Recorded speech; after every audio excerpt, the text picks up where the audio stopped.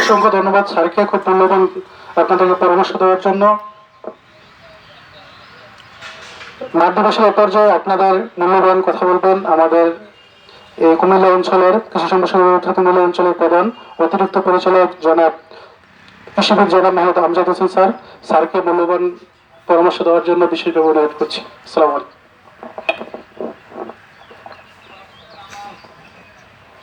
আজকের মাঠ দিবস অনুষ্ঠানে সম্মানিত সভাপতি, এই উপজেলা কৃষি অফিসার জনাব আল মামুন, উপস্থিত এই ব্রাহ্মণবাড়িয়া জেলার কৃষি সম্প্রসারণ বিভাগের সম্মানিত উপপরিচালক জনাব সুশান্ত সাহা, এই ব্লকের উপসহকারী কৃষি কর্মকর্তা এবং পাশের ব্লকের উপসহকারী কৃষি কর্মকর্তা এবং অত্র এলাকার সম্মানিত কৃষক কিষানী ভাই বোনেরা, আসসালামু আলাইকুম। আদাব। থেকে শুনেছি উনি প্রায় 15 থেকে 20,000 টাকা খরচ করেছেন এবং সেখান থেকে প্রায় 70-75 হাজার টাকা আয় করেছেন। এখন এটা তো একজন মানুষ করছে। আবার দেখেন, এক সময় আমরা টমেটো শুধু শীতকালে খেতে পারতাম।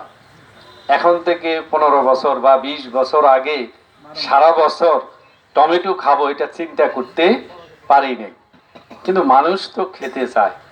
তখনই গবেষণা প্রতিষ্ঠান এমন জাত বের করছে যাতে যে টমেটো সারা বছরই চাষাবাদ করা যায়।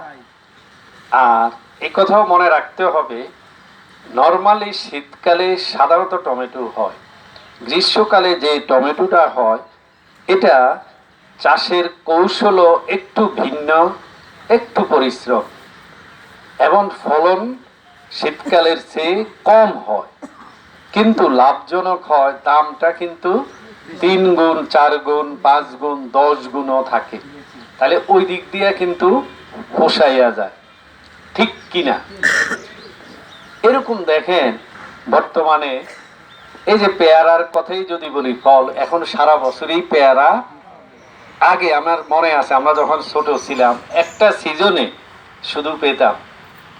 এখন যত বেশি ফলন হবে, অফ মৌসুমে অপেক্ষাকৃত কম হবে, সেখানে একটু রিস্ক থাকবে। এই রিস্কটা কাটিয়ে যারা করতে পারবে তারা কিন্তু মৌসুমের থেকে বেশি লাভবান হয়, তাই না? তো আজকে এই উপজেলায় এই ব্লকে করার মূল উদ্দেশ্য হলো, একজন মানুষকে দিয়ে আমরা প্রদর্শনীটা স্থাপন করেছি, আগামীতে যাতে ওনার দেখা দেখি আরো বেশি মানুষ উৎপাদন করে। আপনারা দেখছেন কিনা, ব্রাহ্মণবাড়িয়া সদর উপজেলার কোন এলাকা জানি এটার নাম, এক সিমরাইল কান্দি টমেটো করেছে। আমি গত সপ্তাহের আগের সপ্তাহে এখানে আসছিলাম। এটা মনে হয় একটা শিল্প এলাকার মতন।